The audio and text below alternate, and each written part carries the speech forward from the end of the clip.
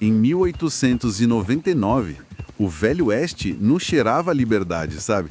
Cheirava a carvão queimado, aço frio e sangue seco.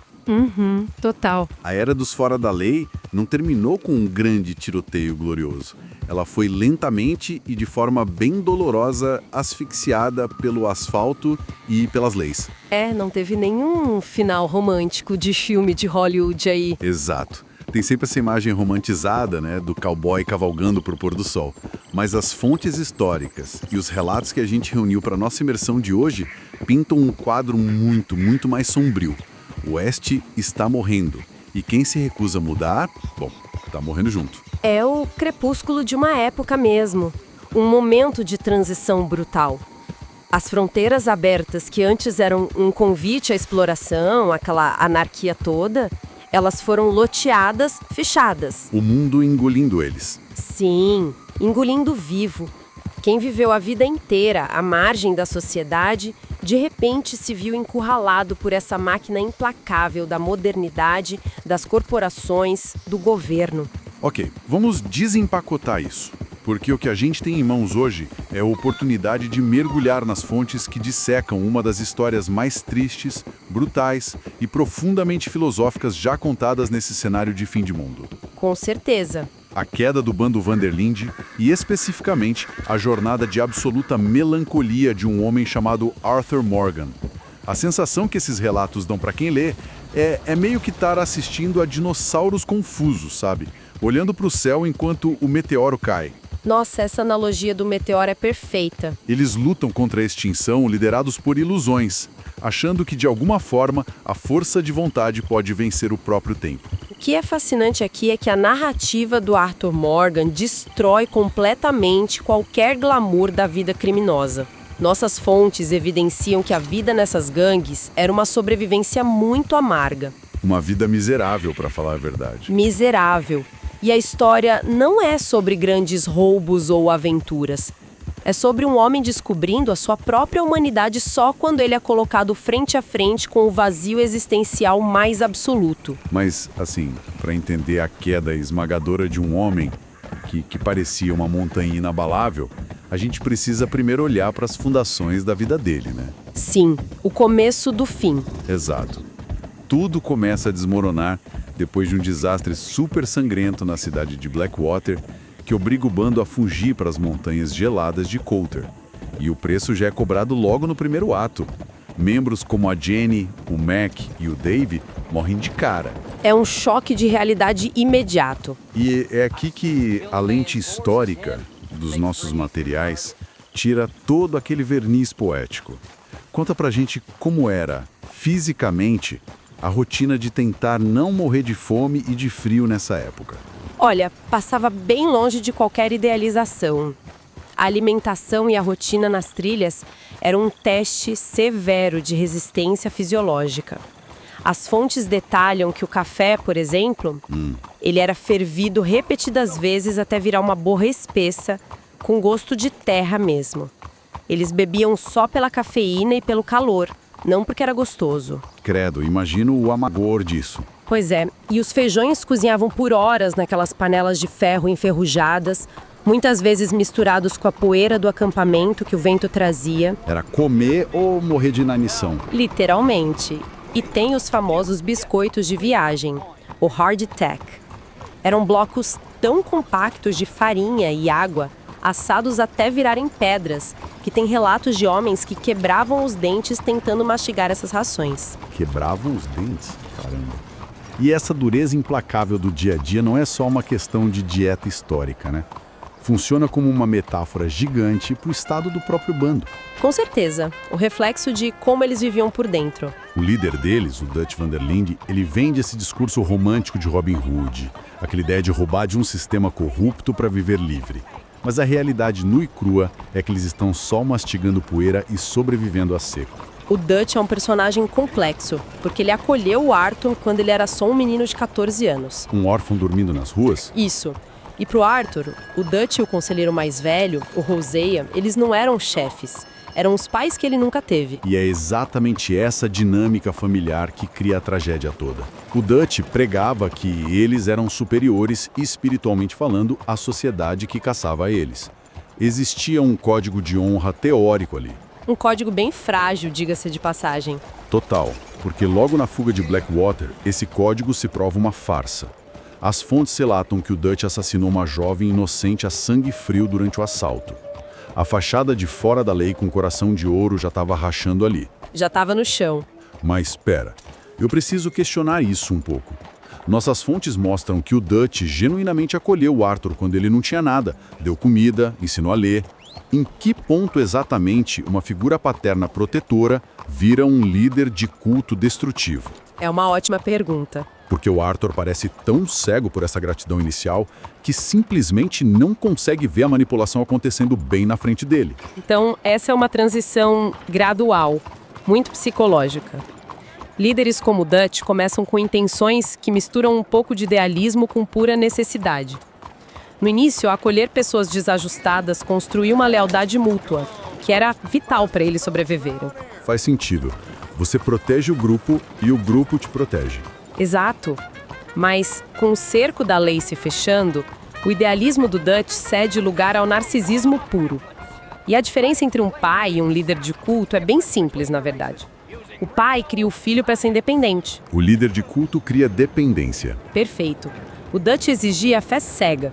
E o Arthur, por ter a identidade dele inteira atrelada a essa dívida de gratidão vitalícia, ele não percebia que a ideologia do Dutch tinha virado uma âncora, sabe? Puxando todo mundo para o abismo. É assustador pensar como a lealdade, que a gente geralmente considera uma grande virtude humana, pode se transformar numa sentença de condenação tão sombria. É o calcanhar de Aquiles do Arthur.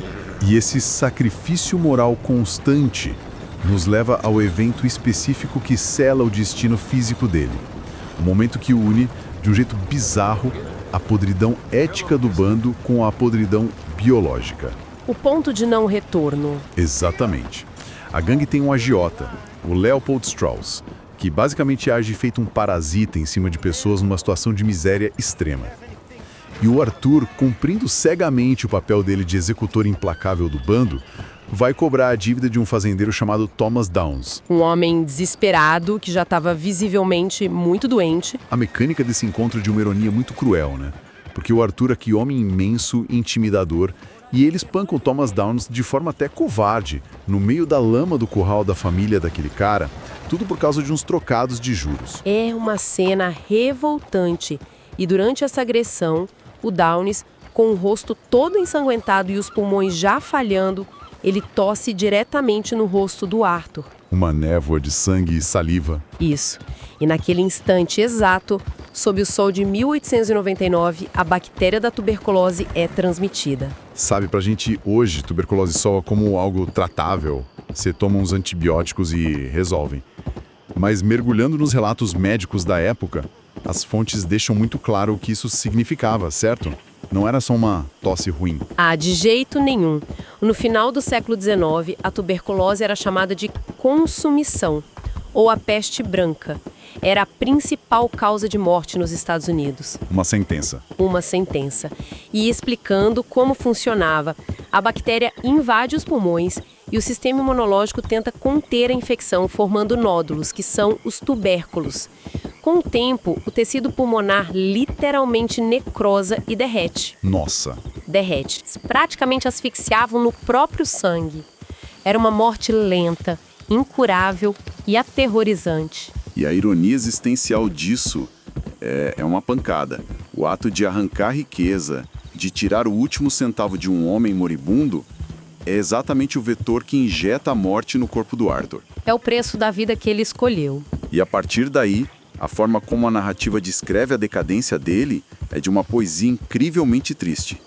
Enquanto o corpo do Arthur começa a murchar, a pele ficando pálida, os olhos afundando, aqueles ombros que antes eram largos se curvando para tentar puxar o ar, o próprio bando perde o fôlego moral também. É um paralelismo brilhante.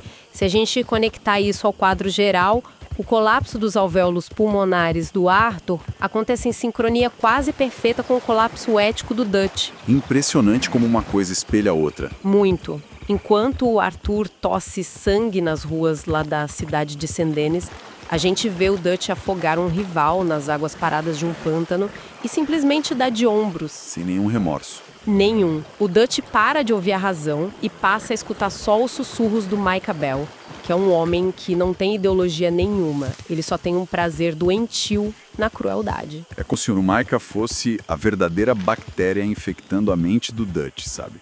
Agindo exatamente do mesmo jeito que a doença age no peito do Arthur. Essa comparação explica perfeitamente a dinâmica. A tuberculose aqui, nas fontes, não é só uma doença, não é um mero recurso de roteiro. Ela atua como a manifestação física do karma. É o apodrecimento interno. Isso. O Arthur está apodrecendo por dentro, consumido por essa violência que ele mesmo espalhou a vida toda, enquanto o Velho Oeste apodrece ao redor deles, sendo engolido por fumaça de fábrica e ganância desmedida. Mas saber que o fim está próximo não conserta magicamente o mundo dele. Na verdade, conforme a doença avança, o isolamento do Arthur fica sufocante. Fica insuportável. Porque não é só o corpo dele falhando. As fundações do mundo dele estão sendo arrancadas com muita violência. E a gente não está falando de uma lista de tragédias aleatórias. Cada morte no bando destrói um pilar específico que mantinha a sanidade de todo mundo ali. Exatamente. A ruína psicológica deles acontece em estágios muito bem demarcados. A perda da âncora moral é devastadora. Começa com a morte do Sean, que é baleado subitamente na cabeça enquanto eles andavam por Rhodes. Do nada, né? Um choque. Do nada. E o Sean representava a juventude, a irreverência, aquela crença ingênua de que eles eram imortais. Com a morte dele, o humor simplesmente abandona a gangue. Nunca mais eles dão risada como antes. E aí o terror invade de vez com o Kieran. Aquele garoto que eles maltratavam bastante no começo, mas que no fundo tinha encontrado ali uma família. A descrição da morte dele é grotesca. Muito pesada. Ele chega cavalgando pro acampamento, segurando a própria cabeça decepada e sem os olhos no colo. É de revirar o estômago. Não é só um assassinato, é uma mensagem muito clara das gangues rivais. Aquilo destrói de vez a ilusão de que o acampamento deles era um refúgio seguro. O mundo lá fora é muito mais selvagem do que eles. Mas o ponto de ruptura, aquele que não tem mais volta, acontece com a perda do José. O paizão do grupo. O José era a consciência pragmática, a única força na Terra capaz de frear a megalomania do Dutch. E ele é executado de forma covarde pelo agente Milton com um tiro no peito na frente de todo mundo. No meio da rua. No meio da rua, e no exato momento em que o José cai no chão, a sanidade do Dutch desmorona junto. Não tem mais ninguém ali para equilibrar a balança. E o pior é que não para por aí. Na mesma noite, naquela fuga caótica pelos telhados de Saint-Denis, o jovem Lenny sangra até a morte. O Lenny simbolizava o futuro, a esperança de que alguém ainda podia escapar daquela vida. A gangue perdeu o passado com o José e o futuro com o Lenny. Tudo numa noite só. É uma pancada atrás da outra. Ninguém tem tempo sequer de processar o luto, de respirar. E aí, no meio de todo esse cheiro de pólvora, desespero e morte, chega uma carta. E aqui é onde a coisa fica realmente interessante, mas de um jeito muito amargo. A carta é da Mary Linton, o grande amor da vida do Arthur. A única mulher que ele realmente amou. Ela já tinha tentado e implorado pro Arthur fugir com ela, para abandonar a violência enquanto dava tempo. Mas ele escolheu a lealdade ao bando, e na carta ela devolve a aliança de noivado. Ela desiste dele para sempre. É o momento em que a ficha dele começa a cair com uma força brutal. Sim, e a ironia dolorosa disso é que o Arthur sacrificou a única chance real de amor, de ter uma vida normal, por causa de uma família que, ironicamente, está se matando ou apunhalando ele pelas costas. A solidão do Arthur nesse momento a gente percebe pelas fontes que se torna asfixiante. Cada morte ali é um eco de uma escolha ruim do Dutch. O Arthur caminha pelas fogueiras de um acampamento cheio de pessoas, mas ele está absolutamente sozinho na agonia psicológica dele. É o isolamento no meio da multidão. Exato. Ele olha para o Dutch, o homem que ele venerou como um deus a vida toda, e enxerga só um louco errático. Cada sepultura que eles vão deixando pelo caminho ecoa a futilidade daquela lealdade. O Arthur é forçado a encarar o terror de que a vida inteira dele, todos os sacrifícios não serviram para absolutamente nada. É o abismo existencial em estado puro. Pensa bem, os detetives estão cercando o acampamento, o líder perdeu a razão de vez, E o Arthur tem um relógio biológico cruel correndo no próprio peito. Como é que alguém encontra sentido quando só resta o vazio? Essa é a grande questão. Quando cada acesso de tosse que faz ele cuspir sangue é um lembrete físico de que a morte já está sentada na sala com ele. É exatamente na beira desse abismo que acontece a grande transformação filosófica que as nossas fontes detalham. Diante do fim inevitável, o Arthur abandona aquela busca ilusória por uma cura física. Ele entende que o corpo dele já é terra arrasada. Não tem mais jeito para a carcaça. Não tem? Então ele foca na cura espiritual. A proximidade da morte arranca todas as máscaras que ele usou para se defender a vida toda. Ele decide usar o restinho de força vital que ainda tem para tentar limpar a sujeira que ele mesmo ajudou a espalhar. O contraste do Arthur do início para esse do final é impressionante. A gente vê esse homem frágil que mal consegue subir no próprio cavalo, arrastando a J. Strauss pelo colarinho e expulsando ele do acampamento. Ele cria repulsa por aquela exploração. Sim, ele fica enojado de ver os vulneráveis sendo esmagados. E essa tentativa de fechar o ciclo de violência leva ele de volta para a viúva do Thomas Downs, a Edith, a mulher do homem que ele espancou e que acabou de transmitir a doença para ele. E que foi forçada à prostituição para não morrer de fome. Exato, nas minas de carvão de Johannesburg. Um lugar horroroso. Ele nem pede perdão, porque ele sabe que não merece, mas ele praticamente implora para ela aceitar o dinheiro sujo dele para recomeçar a vida longe dali, com o filho. Ele entende, nas últimas instâncias da vida, que a verdadeira redenção não é um passe de mágica. Não é pedir desculpas e ir para o céu. Não apaga o passado. Exato, não apaga. Trata-se de ações práticas. É por isso que a empatia dele transborda as fronteiras do bando. Ele começa a ajudar o capitão Monroe, o líder indígena Chuva caindo. Ele vê a tribo sendo dizimada pela ganância do exército por petróleo. E tenta impedir o massacre. Arriscando os últimos suspiros para isso. E tem aquela cena devastadora, né? O jovem águia voando dá a própria vida para salvar o Arthur durante um tiroteio, logo depois do Dutch ter deixado o Arthur para morrer numa refinaria em chamas. Nossa, isso é a quebra final, né?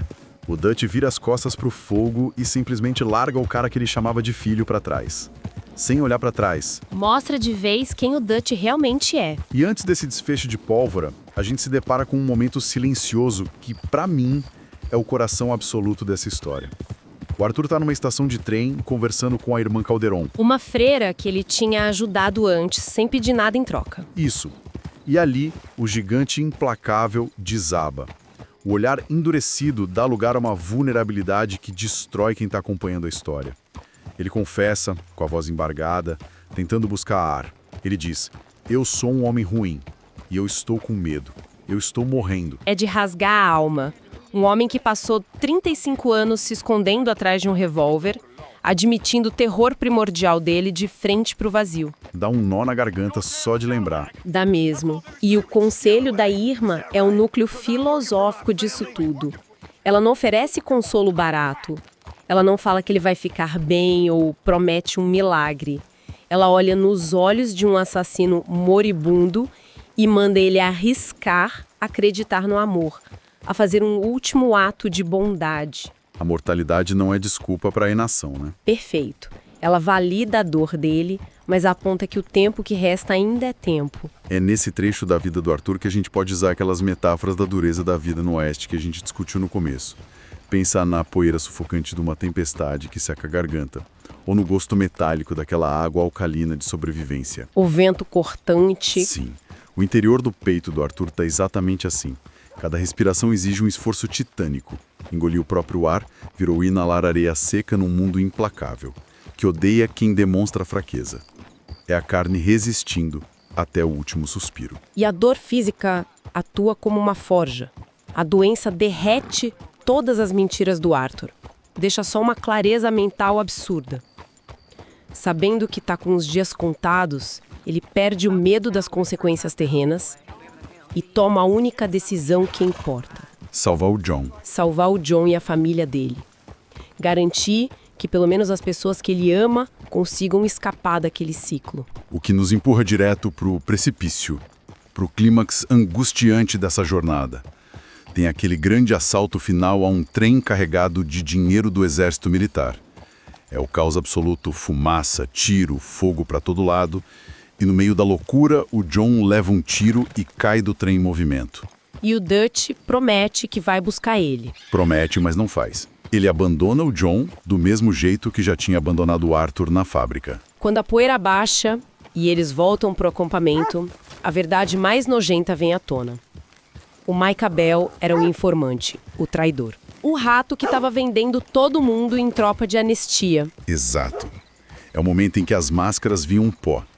O Arthur, que mal consegue parar em pé de tanta tosse, confronta o Micah. As armas são sacadas, o acampamento vira um barril de pólvora. E de repente o John, sangrando e cambaleando, aparece vivo pela floresta. E escancara para todo mundo que o Dutch deixou ele para morrer. Na mesma hora, o exército e os detetives invadem o lugar atirando. Sob o fogo cruzado, o Dutch precisa escolher um lado. E o que ele faz? Numa demonstração suprema de falência moral, ele escolhe o bajulador do Micah. Ele dá as costas aos dois homens que veneraram ele a vida inteira. A fuga desesperada que acontece depois pela encosta da montanha é, sem exagero, um dos relatos mais tristes já documentados. O Arthur e o John estão correndo no escuro debaixo de chuva de bala, os pulmões do Arthur estão guinchando por ar. Uma agonia de se ler. Até que um tiro ecoa e o cavalo do Arthur cai. O animal leal que carregou ele por pântanos, nevadas, desertos, que suportou todo o peso e o terror da vida dele, tomba no chão, sangrando fatalmente. É de cortar o coração. E com dezenas de homens armados correndo na direção deles, sabendo que cada segundo ali significa morte, o que o Arthur faz? Ele para. Ele para tudo. Ele se ajoelha na lama, do lado do cavalo, no meio do tiroteio, acaricia a cabeça do animal e sussurra, com a voz falhando, obrigado. Faz a gente pensar o quão profunda era a carência de afeto desse cara, né? Encontrar na despedida de um cavalo baleado mais verdade do que em toda a vida com a gangue. É a humanização final dele. E logo depois de honrar o animal, o Arthur toma a última grande decisão. Ele percebe que o corpo quebrado dele não ia aguentar escalar a montanha. Ele entrega o chapéu pro John. Entrega o chapéu e os suprimentos. E dá ordens muito estritas, não olha para trás, vai encontrar Abigail, o Jack e constrói uma vida de verdade. O Arthur fica sozinho nas pedras para segurar os perseguidores, abraçando o próprio fim para comprar tempo para um homem bom. E lá em cima, no topo da montanha, no meio daquela névoa gelada, começa a briga com o Micah. Não é uma luta bonita de herói de cinema, é patético, feio, brutal. Puro instinto. A tuberculose está estrangulando o Arthur por dentro. Ele está movido só pela fúria de ter sido traído. Os dois se espancam até rastejarem na sujeira, tentando pegar uma arma que caiu no chão. E é aí que o vulto do Dutch aparece na neblina. O teste final. E qual é a resposta do Dutch para 30 anos de lealdade cega? Quando o Arthur se arrasta para pegar o revólver, o Dutch pisa na mão dele. Que covardia. E literalmente esmaga os dedos do cara que chamava ele de pai. O Arthur, com sangue borbulhando na boca, ainda diz que deu tudo o que tinha por ele. E o Dutch, incapaz de processar a própria culpa, olhando para a ruína que o filho se tornou, ele recua. Solta a arma, vira as costas e vai embora num silêncio absoluto, abandonando os dois ali. E o Micah vê que não tem o dinheiro da gangue para levar, foge que nem um rato. E o Arthur é deixado para trás. Totalmente sozinho, com o corpo quebrado, ele se arrasta centímetros por vez até a beira de um penhasco rochoso. É o suspiro final. Ele deita o rosto na pedra fria. Com um esforço inimaginável, ele puxa um último suspiro e olha para o horizonte. O barulho do mundo silencia e ele assiste em paz aos primeiros raios de sol nascerem sobre o vale, iluminando o mundo uma última vez, antes de fechar os olhos. E esse silêncio na morte do Arthur e nas fontes não tem arrependimento ali, tem uma catarse. Isso levanta uma questão super importante da nossa análise. O fim solitário ali no topo da montanha foi uma derrota patética ou foi a única vitória verdadeira dele? Vitória, sem dúvida. Porque, ao tombar daquele jeito, ele garantiu que a luz que foi apagada na vida dele pudesse brilhar na vida do John Marston. Sério? Isso dá vontade de chorar, deixa qualquer um com um nó na garganta. Tudo isso traz uma reflexão gigantesca. O Velho Oeste forçava os homens a viverem como animais selvagens, lutando por migalhas. Então, para quem está ouvindo a gente, o que tudo isso significa? Deixo aqui um pensamento provocativo no final dessa imersão. Qual? E se a tuberculose, essa doença maldita que apodreceu o corpo do Arthur de dentro para fora, e se ela nunca tivesse sido uma maldição? Como assim? Talvez ela tenha sido a cura? A única cura possível para uma vida inteira de cegueira moral. Foi toque asfixiante da infecção e a sombra da morte que cortaram as correntes da lealdade tóxica que ele tinha por um falso profeta. Provando que a verdadeira redenção não apaga os pecados do passado, mas tem o poder supremo de iluminar e dar sentido aos últimos e sofridos segundos do presente. Bem ali, no silêncio da montanha, enquanto o sol nasce pela última vez.